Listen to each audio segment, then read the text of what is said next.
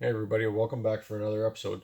Today I'm going to start dismantling this thing a little bit. I'm going to take apart the front end, just the hood, the fenders, the front bumper, just get those taken off, kind of just get a better look at everything under there. Probably going to take apart the back seat, try and look at the fuel pump. I might get this thing up here and start looking at the fuel leak in this thing. It's sitting still, it doesn't leak, but get it moving around, it leaks. So I'm going to get that thing up and start getting these fuel lines off there possibly. So let's get at it.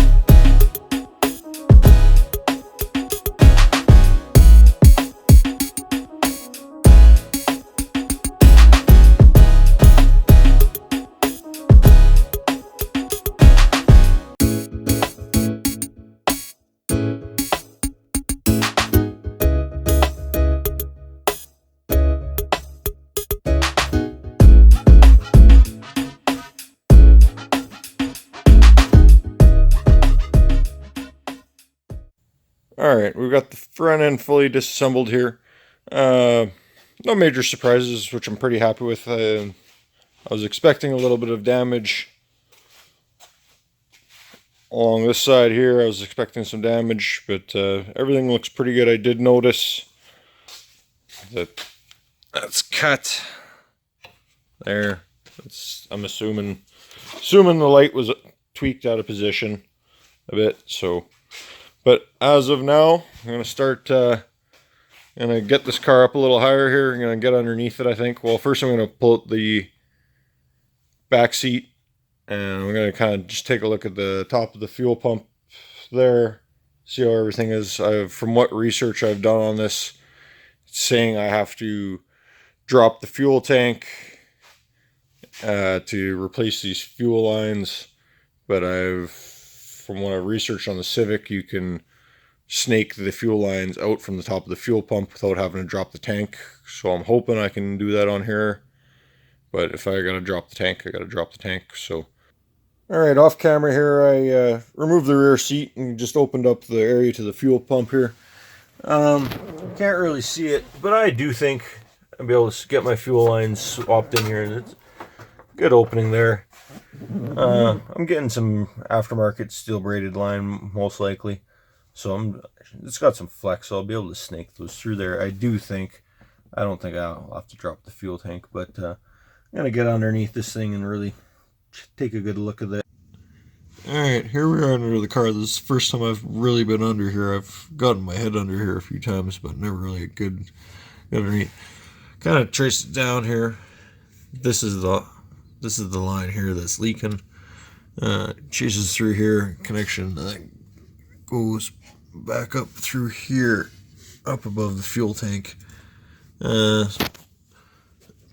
Plastic case, I'm not too worried. I do think I can get it out underneath there, but what worries me more...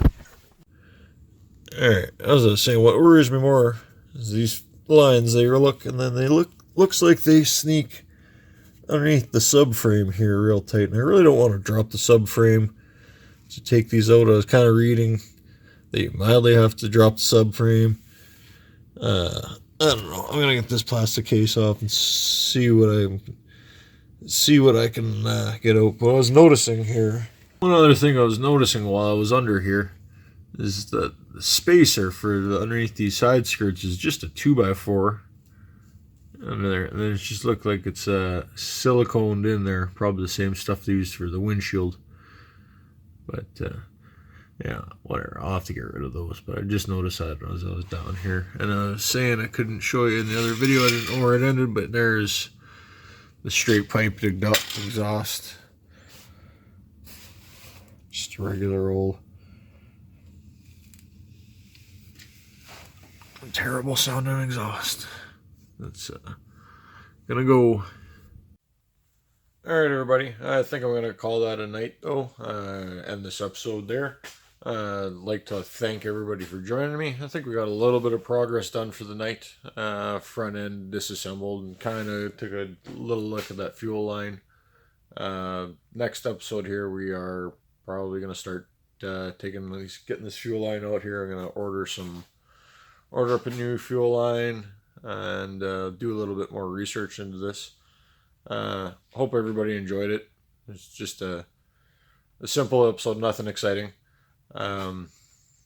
Yeah, give it a thumbs up, a like, that would help, with a little subscription, yeah, I'd like to thank everybody once again, and have yourself a good night.